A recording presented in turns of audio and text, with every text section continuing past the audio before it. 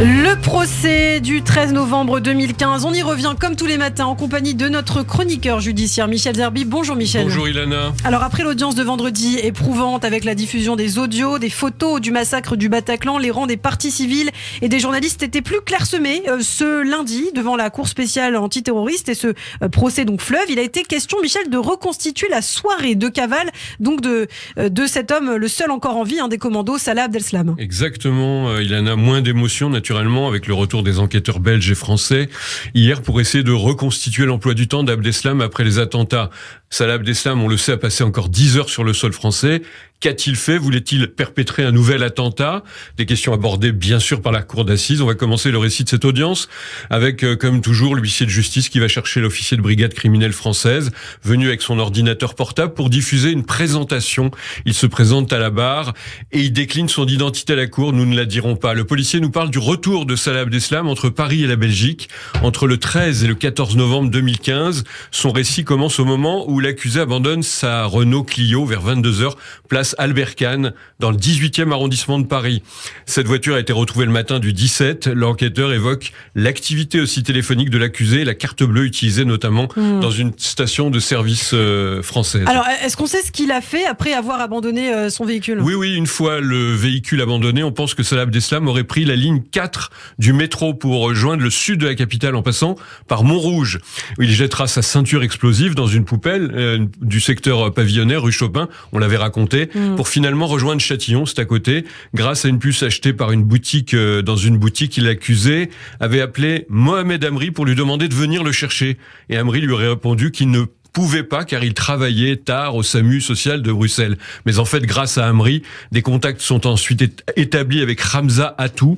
Des échanges par SMS, des appels entre les trois hommes sont détaillés par le policier entre 22h le soir des attentats et 5h du matin le lendemain. Et l'enquêteur français évoque une scène assez stupéfiante à Châtillon. Oui, Ilana, avant qu'on vienne le chercher, Abdeslam s'était donc retranché à Châtillon, dans les Hauts-de-Seine. Peu après 1h du matin, 2 adolescents sont allés manger leur hamburger qu'ils venaient d'acheter dans une cage d'escalier voisine. C'est là qu'ils avaient entendu un homme en train de téléphoner qui disait s'appeler Abdel. Il parlait français avec un accent belge.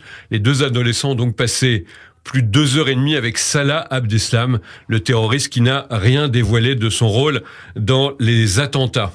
La Cour s'interroge d'abord aussi en demandant pourquoi ne pas avoir conduit la Clio pour fuir. Oui, c'est une bonne question. La Clio, donc, qui a été abandonnée. Et l'enquêteur répond à l'assesseur Frédéric Aline. Il confirme que la Clio, qui a servi à déposer les terroristes du Stade de France et abandonnée dans le 18e, était en état de marche. Cette voiture aurait donc techniquement pu permettre à l'accusé de regagner la Belgique par ses propres moyens. Peut-être n'avait-il aucune intention de la récupérer. C'est comme s'il avait l'intention d'agir ailleurs, a pensé à haute voix le témoin, sans pouvoir en dire davantage. Alors, on va parler un instant aussi de la défense d'Abdeslam, Michel, qui se saisit de l'occasion. Oui, et vous commencez à les connaître, les avocats, maître Martin Vette, qui revient sur la chronologie des différentes attaques menées à Saint-Denis, au Stade de France et dans Paris. Son autre avocat, Olivia Ronen, remet en question, elle, les hypothèses échafaudées par les enquêteurs français pour tenter de reconstituer le parcours du membre des commandos au sein de la capitale. Pourquoi n'est-il pas rentré directement en Belgique? Eh bien, le conseil de Salah Abdeslam rebondit sur une question posée précédemment par la Cour. Elle évoque une panne du véhicule utilisé par le commando du Stade de France et conduite par son client lié à un crash de la Clio. Aucun contrôle technique n'a été effectué sur le véhicule, reconnaît le témoin. Alors, si la voiture est abandonnée sur un passage piéton, c'est peut-être qu'elle ne fonctionne pas bien. Notre maître Ronen, c'est une sorte de plaidoirie, il a un côté défense. Les avocats tentent de prouver la théorie du renoncement de la part de Salah Abdeslam de commettre un attentat, car celui-ci a abandonné même un couteau de cuisine dans la Clio. Et ce sera après au tour, j'aurai pas le temps de vous le raconter, au tour de la police belge d'expliquer comment s'est déroulée l'arrivée d'Abdeslam à Bruxelles, aidé par un certain nombre d'accusés qui sont sur le banc, qui évoquent notamment la peur d'Abdeslam. Mais Ilana, nous en parlerons demain, bien si sûr. vous le voulez bien. Eh bien, je le veux. Merci beaucoup Michel Zerbi. Michel qu'on retrouve au quotidien sur Radio J et une chronique à retrouver bien sûr en podcast sur notre site internet radioj.fr, en vidéo sur notre page YouTube. De l'actualité en France, il en sera question d'ailleurs dans un instant également. On revient sur l'affaire Cohen, du nom de ce jeune homme de 31 ans qui a été tabassé puis percuté à mort donc par un tramway. On en parle dans un instant avec l'avocat du BNVCA, du Bureau national de vigilance contre l'antisémitisme, l'avocat de la famille Cohen, Franck Serfati. Il est avec nous sur Radio J. Restez avec nous.